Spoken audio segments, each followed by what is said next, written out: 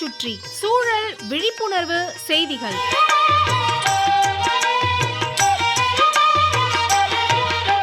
அன்புள்ள Wilson Francis sir அவர்களுக்கு உங்கள் மாணிக்கம் எழுதும் மடல்.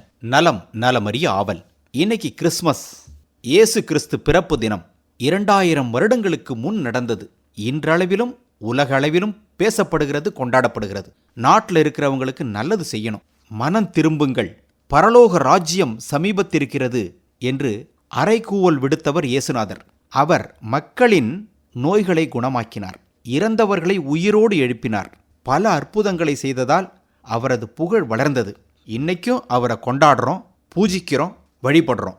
உலகெங்கும் கிறிஸ்மஸ் கொண்டாடப்படுகிறது.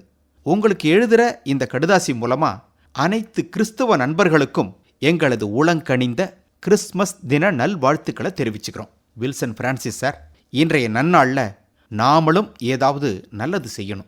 இயற்கை வளங்களை பாதுகாப்பது, பராமரிப்பது, மேம்படுத்துவதெல்லாம் கூட நமக்கு நாமே செய்து கொள்ளும் நற்செயல்னு எடுத்துக்க முடியாது.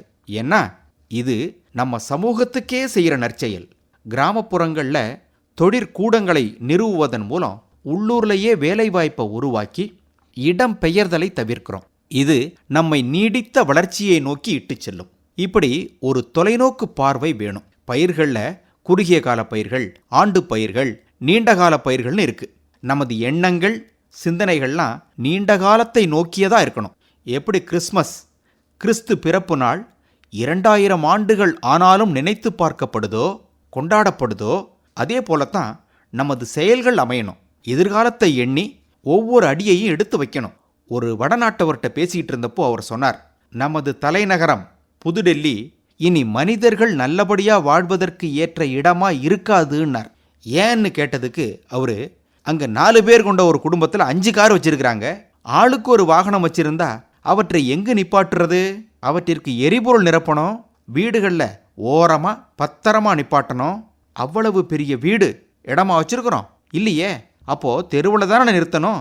அதனால் உண்டாகும் சண்டை சச்சரவு, இட நெருக்கடி, இந்த வாகனங்களால் உண்டாகும் சூழல் சீர்கேடு, வாகன நெரிசல், இதெல்லாம் நமக்கு மிகப்பெரிய சிரமங்களை உண்டு பண்ணுகின்றன. வில்சன் பிரான்சிஸ் சார், தேசப்பிதா மகாத்மா காந்தியடிகள் சொன்னது போல நமது நாடு கிராமங்களில் தான் வாழ்கிறது. அந்த பெயரை தக்க வச்சுக்கணும். இதற்கு நற்செயல்களை எந்நாளும் செய்யணும். இந்த கிறிஸ்மஸ் நாளில் ரெட்டிப்பா செய்யணும். செய்வோமா? இப்படிக்கு மடல் மாணிக்கம்.